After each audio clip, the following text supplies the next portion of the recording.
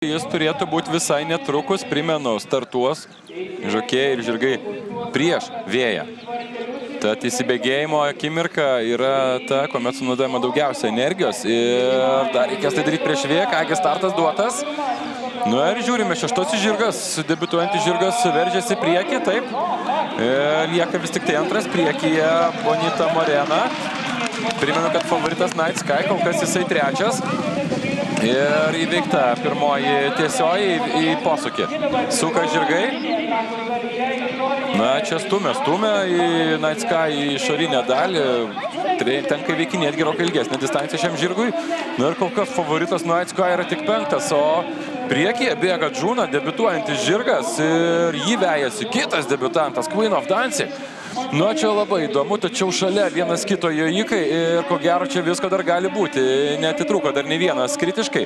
Gali spausti lemiamoje atkarpoje. Čia antrasis posūkis. Ir kol kas Džuna pirma, Bonita Morena antra, Queen of Dancing trečia.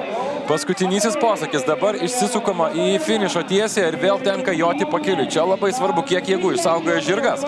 Stebime šį paskutinį posūkį ir tiesioji į priekį veržiasi Bonita Morena, antrasis Džuna. Ir čia spaudžia jau visi.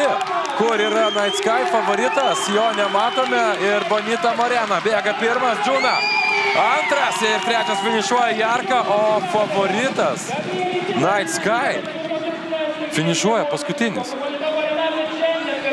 Štai taip nustebino šis bėgimas mus visus. Na, kaip ir minėjau, tie debiutuojantys žirgai yra tokie tamsūs arkliukai. Iš tikrųjų, negali žinot, ką jie ten gali.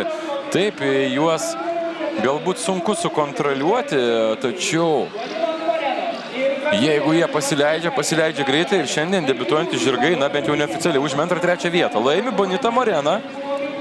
Įsirašo dar vieną pergalę ir turėjo pergalę ir praėjusiais metais. Šiemet geriausias pasiekimas kol kas buvo antra vieta.